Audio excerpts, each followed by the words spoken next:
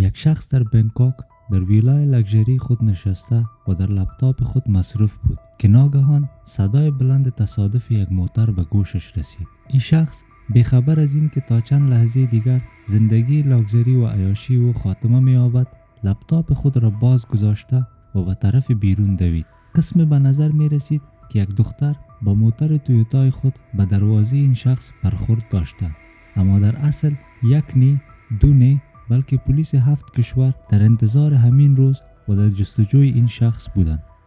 این صبح روز 5 جولای سال 2017 بود و درباره شخصی که ما صحبت میکنیم این کدام آدم معمولی نبود، بلکه او یک زندگی شاهانه مالتی میلیونری داشت. برای صبح پورشه، شام BMW و شب لامبورگینی داشت. در نظر دنیا یک توسعه دهنده نرم افزار، اما در اصل پادشاه دارک وب بود. شخصی که تمام زندگی هویت خود را مخفی نگه داشته بود. یک اشتباه کوچک تمام زندگی او شامل جایداد، پیسه، موترها و حتی جان او را ازش گرفت. آخر او یک اشتباه کوچک چی بود که پلیس 7 کشور با همکاری هم پادشاه دارک وب را پیدا کردند. یک بار دیگر خوش آمدید به کانال باورکو.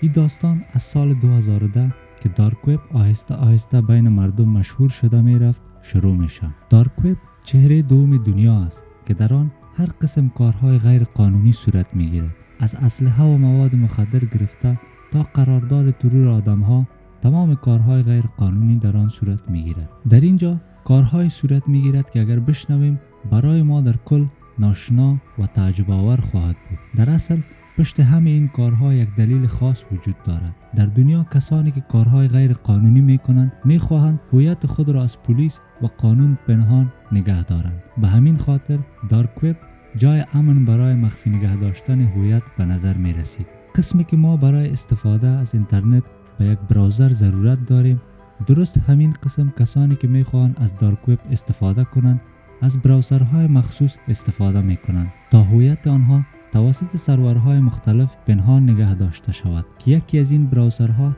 تار است. تا قبل از سال 2010 دارک وب آنقدر محبوب نبود، اما بعد از پیدایش ارزهای دیجیتال مسئله انتقال پولهای غیر قانونی حل شد، به خاطر که جستجوی ارزهای دیجیتال برای مقامات ناممکن است.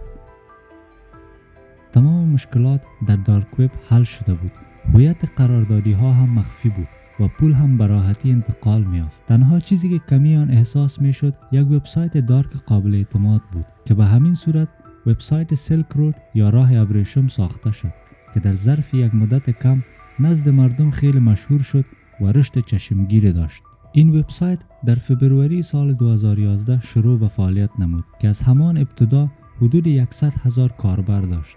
اما بعد از گذشت 2.5 سال وبسایت سیلک رود بسته شده و مالک آن زندانی شد. اما نظر به این که دارک وب علاقمندان زیاد داشت، در ظرف چند روز وبسایت های متعدد دیگر ساخته شده و در دسترس کاربران قرار گرفتند که از آن جمله سیلک رود 2 و ایولوشن نیز شامل بودند. در این وبسایت ها مشتریان از طریق بیت کوین پرداخت خود را انجام میدادند و وبسایت ها بعد از اخذ کمیشن خود مابقی را به فروشنده ارسال میکردند. چون این همه‌اش کار غیر قانونی است، بعضی اوقات وبسایت ها تمام پول مشتریان را می گرفتند و در ظرف چند روز وبسایت را بسته می کردند که به این می گفتند کلاهبرداری خروجی، چون کسان آنها را نمی شناخت و در دارک وب تعقیب کردن آنها هم مشکل بود. با آسانی گم و گور می شدند و با پلتفرم های جدید نقل مکان می کردند. در اوایل دارک وب فریبکاری های زیاد صورت گرفت، از کلاهبرداری های خروجی گرفته تا دستگیر شدن مالکین وبسایت و هک شدن وبسایت ها. زمان آن رسیده بود که یک پلتفرم شناخته شده و قابل اعتماد به دارک وب بیاید. بالاخره در سال 2014 یک وبسایت دارک به نام آلفا بی در دارک وب راه اندازی شد. کسی که این وبسایت را ساخته بود کسی نه نامی ازش داشت و نه هم آدرسی. صرف او خود را به نام آلفا 02 معرفی میکرد. در ابتدا در این وبسایت صرف اطلاعات کریدیت کارت های دزدی شده فروخته میشد، اما آهسته آهسته خرید و فروش محصولات دیگر نیز در آن شروع شد، مثل پول سیاه و مواد مخدر. تنها چیزهایی که در این وبسایت خرید و فروش آن ممنوع بود، خرید و فروش اطفال و خرید و فروش کریدیت کارت های روسی. چرا این قسم بود؟ شاید الفابی نمیخواست با نیروهای روسی درگیر شود و یا هم به نیروهای آمریکا نشان دهد که او در روسیه نشسته است و این وبسایت را اداره میکند. از سال اول فعالیت خود این وبسایت در همه دارک وب حکومت خود را شروع کرده بود. در ظرف یک سال 200,000 مشتری و اضافه تر از 40,000 فروشنده به فکر آرام در اینجا تجارت خود را انجام میدادند. تا سال 2017 در الفا بی حدود 300,000 نوع اشیا برای فروش لیست شده بود و روزانه حدود $500,000 فروشات صورت می گرفت.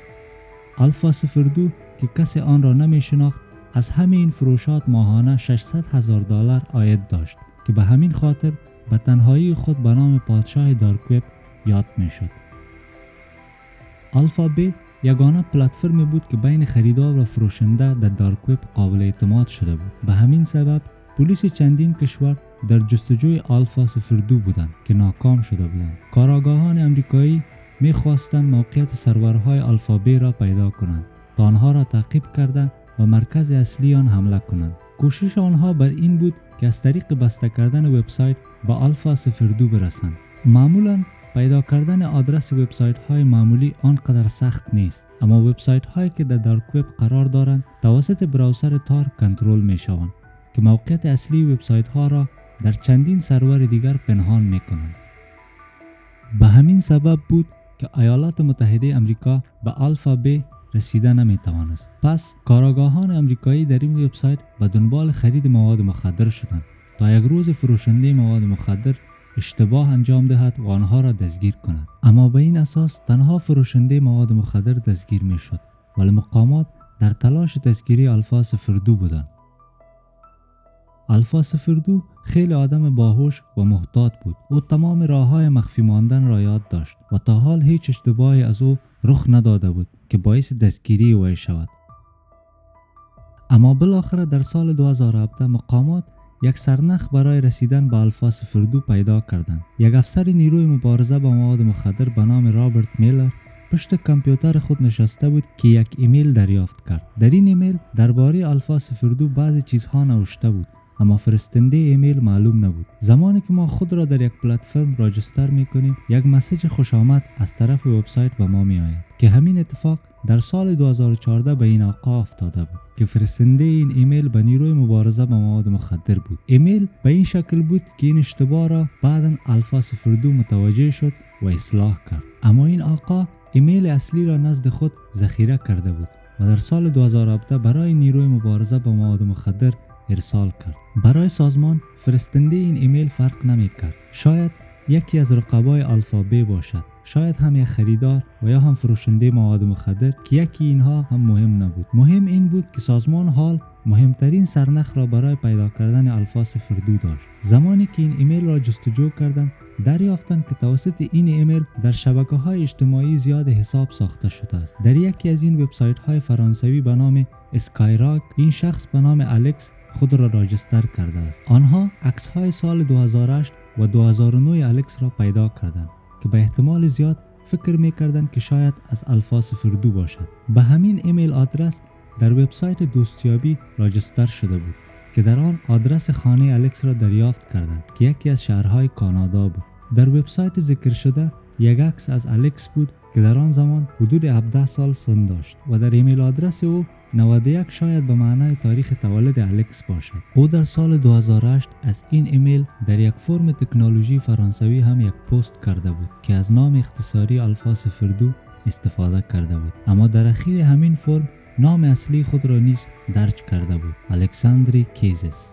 مقامات نام الفا 02 را داشتند، اما او کجا بود کسی نمیدانست. در پروفایل لینکدین الکساندری کیزس خود را یک توسعه دهنده نرم افزار معرفی کرده بود، اما درباره موقعیت دقیق او بزرگترین سرنخ از فیسبوک برایشان پیدا شد. آنها در پروفایل الکساندری یک عکس دختر تایلندی که نامزدش بود را دریافتند که آنها فکر کردند شاید الکساندری در تایلند باشد. با اساس همین سرنخ مقامات آمریکایی با مقامات تایلندی یکجا شده دریافتند که الکساندری در بنکوک جایدادهای زیاد خریداری کرده است. این زمان دستگیری وی نبود، بلکه او را باید پنهان زیر نظر می داشتند. الکساندری یک ویلا در مرکز بنکوک داشت که با نامزد خود در آنجا زندگی می کرد.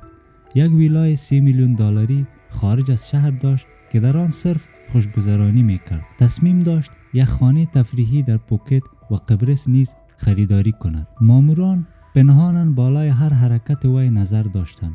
او در لامبورگینی خود در تایلند میگشت، بیخبر از این که پلیس آمریکا، تایلند و کانادا بالای وی نظر دارد. در زندگی روزمره خود مثل همه پادشاه دارکوب یک آدم معمولی بود.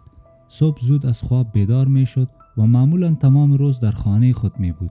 در این بین مقامات نقشه برای دستگیری وی را اندازی کردند، چون اگر حالا وی را دستگیر می کردند آنها بدون ثبوت موثق ثابت کردن نمی توانستند که این شخص آلفا 02 است. پس تیم تحقیقی می خواستند او را با ثبوت در حال کار کردن با لپتاپش دستگیر کنند. وبسایت آلفا بی یک وبسایت خیلی بزرگ در دارک وب محسوب می شد که فقط یک رقیب داشت. این وبسایت به نام هنسا بود که در اروپا فعالیت می کرد و خواب ماموران کشورهای اروپایی را حرام ساخته بود. زمانی که ماموران آمریکایی برای دستگیری الکساندری نقشه می کشیدند، در همین زمان ماموران اروپایی نیز یک کامیابی بزرگ داشتند و آن اینکه سرور هنسا را دریافت کرده بودند که از کجا کنترل می شد. آنها نمی خواستند سرورهای هنسا را بسته کنند، چون می توانند توسط سرورهای دیگر دوباره فعالیت کنند. آنها به صورت مخفی دیتای سرور را کاپی کردند و بعد از اینکه چت ادمین را خواندند دریافتند که مالک هنسا در جرمنی زندگی می کند. مقامات اروپایی با پلیس جرایم سنگین جرمنی یکجا شده و در جستجوی مالک هنسا برآمدند. در همین هنگام پلیس فدرال آمریکا و مقامات اروپایی گفتند که ما به دستگیری آلفا 02 می رویم و می خواهیم وبسایت آلفا بی را کاملا از بین ببریم. مقامات آمریکا، اروپا و جرمنی که حدوداً 7 کشور می شدند به این عملیات یک رخ جدید دادند و نام این عملیات را عملیات بیونت گذاشتند. مقامات اروپایی به آمریکایی گفتند تا زمانی که ما هنسا را نابود نساختیم و کنترل دوباره مارکت را به دست خود نگرفتیم، شما آلفا 02 را دستگیر نکنید، که این تصمیم خیلی هوشیارانه بود. دارک وب این خصوصیت را دارد که اگر یک وبسایت بسته شود، خریداران و فروشنده های زیادی به وبسایت مشهور دیگر انتقال میکنند. که اگر وبسایت آلفا بی بسته شود، تمام کاربران به وبسایت هنسا می آیند که از قبل تحت کنترل ماموران اروپا می باشد و توسط همین می توانند که کاربران زیاد دیگر را نیز دستگیر کنند که می توانیم برایش تله عسل بگوییم. در بین این همه الکساندری کیزس از هیچ چیز آگاهی نداشت، چون مصروف خوشگذرانی خود بود. در 20 جون سال 2017 اولین قدم این عملیات موفقانه انجام رسید. ماموران اروپایی در شهر هالند سرورهای هنسا را مورد حمله قرار دادند. درست در همان زمان ماموران جرمن در شهرهای سیگن و کولون مالکان هنسا را دستگیر کردند، اما این خبر را پنهان کردند. حال ماموران جرمنی هنسا را تحت کنترل خود داشتند، اما در دارک وب هیچ کس از آن آگاهی نداشت. در طرف دیگر در بانکوک بخش دوم عملیات شروع شد. آمادگی ها برای دستگیری الکساندری کیزس گرفته شده بود. سازمان مبارزه با مواد مخدر آمریکا، پلیس فدرال و مقامات تایلندی همه می‌خواستند که الکساندری را باید زمان دستگیر کنیم که موبایل و لپتاپ وی هر دو باز باشند. به یکی از ماموران زن این وظیفه را دادند تا موتر خود را گرفته و پیشروی ویلای الکساندری یک تصادف دروغین را انجام دهد که این باعث شود آلفا 02 همه چیز خود را باز نگه داشته و به طرف بیرون بدود، که همین قسم شد که حدس زده بودند. در صبح 5 جولای سال 2017 زمانی که موتر با تصادف به دروازه ورودی متوقف می شود، الکساندری لپتاپ خود را باز گذاشته و موبایل باز خود را گرفته به طرف دروازه می دود. در همین وقت ماموران او را دستگیر کردند و ماموران دیگر داخل رفتند و به زودترین فرصت کنترل لپتاپ را بر دست گرفتند. در لپتاپ او کنترل پنل آلفا بی باز گذاشته شده بود. الکساندری با ثبوت دستگیر شده بود. در این بین ماموران به جستجوی لپتاپ وی پرداختند و تمام پسوردهای او را کاپی کردند. جایداد، موترها و میلیون‌ها ارز دیجیتال او را ضبط کردند. همین الکساندری قبل از رفتن به دادگاه از بین می رفت. او بعد از سپری کردن یک هفته در قید خود را در پکه اتاق حلق‌آویز کرده و از بین برد.